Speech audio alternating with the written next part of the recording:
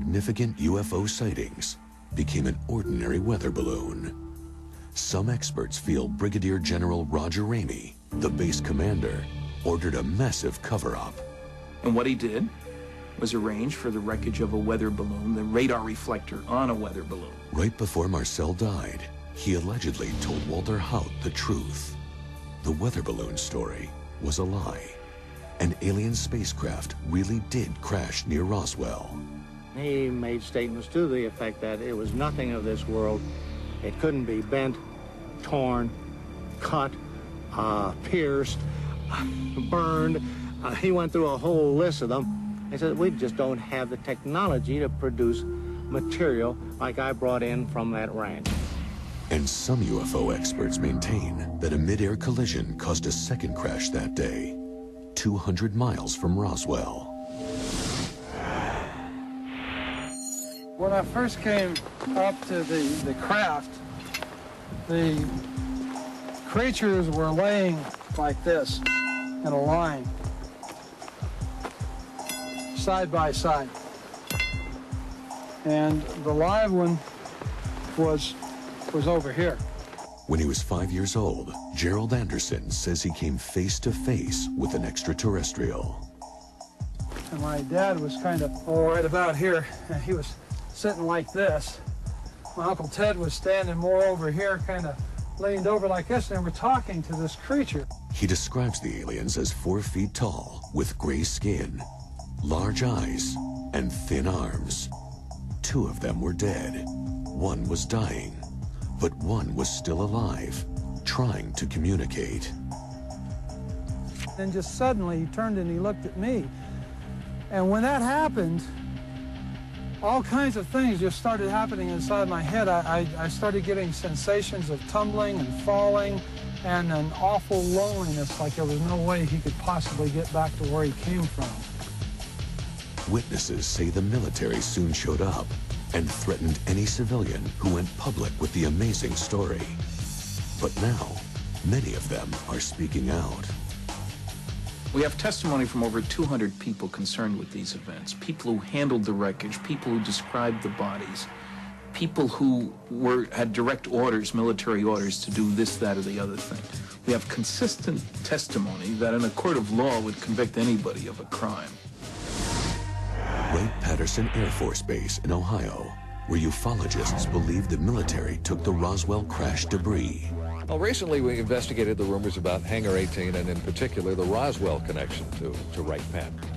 The military claimed they brought a crashed weather balloon to Wright-Patterson. What happened to it? We couldn't find any record of that. We found that was sort of interesting. Experts maintain that the crash wreckage was stored in the base's secret tunnels, the exact spot where Officer Jack Donahoe claimed he saw an alien autopsy.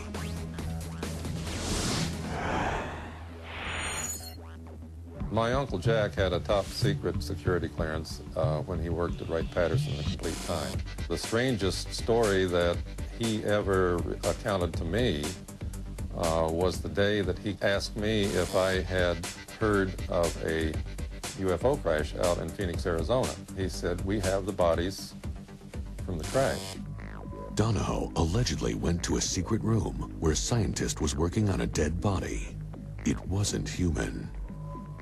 There was a stainless steel table in this room that was arranged a little bit like a laboratory. The man said, look at this. Jack looked at the body. Jack told me that at the time they were doing full autopsies on the bodies. The head was shaped basically like a human head, only it was small. He said, we better not spend very much time here, and they left the room. I tried to bring it up at a later date. He said, forget him. Just forget about the whole incident. Well, there are still people that absolutely believe that alien bodies and UFO wreckage are still here on this base, and that the bodies are kept in cryogenic suspension somewhere underneath Wright Field. They had 30 alien bodies underground at Wright-Patterson Field alone. Witnesses state that scientists performed anatomical research on the aliens for years. Officials within the Air Force intelligence community have told me that they had determined back in the 70s possibly before that this was an alien job role. I think the Air Force is hiding a lot of things. They did issue a statement, though, that there are no aliens or UFO pieces on this base now. Coming up on Unexplained Mysteries, the military tracks UFOs on radar. Look, search high, search high. Search very high. No way he could have contacted them. Eyewitnesses in Oregon see something incredible in the night sky.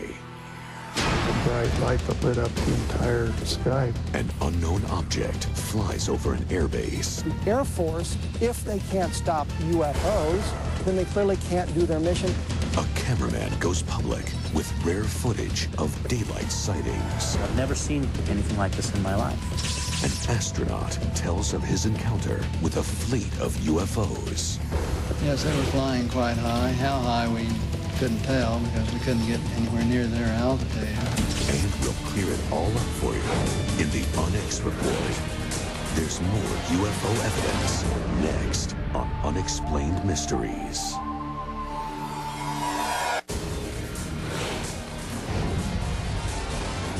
Unexplained Mysteries UFO Best Evidence.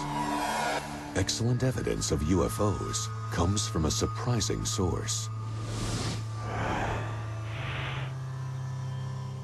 Declassified tapes of Air Force transmissions tracking unknown objects.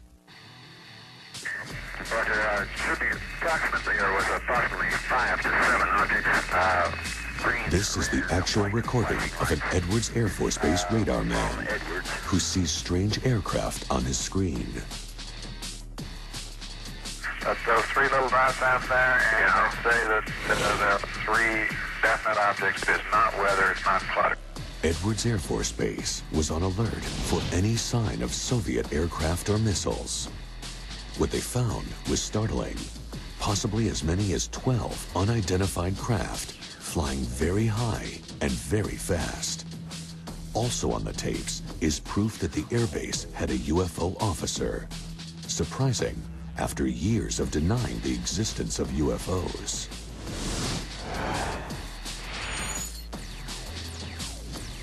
Okay, they've finally gotten that UFO officer at Edwards out of the bed, and he said yes, he would like to have a look. We're getting plenty of live data as those visuals on these things about 40 miles south of Edwards, several of them. I know it was not an aircraft. I know it was not a helicopter. I know it was not a weather balloon. I know a lot of things it was not. It was not anything that we know of as a flying object that could do the maneuvers that this did. And what it was, I do not know. When he saw the objects on his screen, here, he informed his superiors. They immediately ordered an F-106 alert bird to check it out. Edwards, do you still have any of these UFOs in sight? Yes.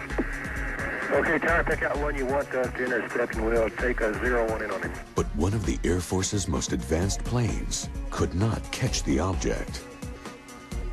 The thing is rising. Tower, how's things look now? He's low. Look, search high, search high. He doesn't search high. Search very high. The thing is rising. It's rising rapidly. Sorrells watched helplessly as the UFO was getting away.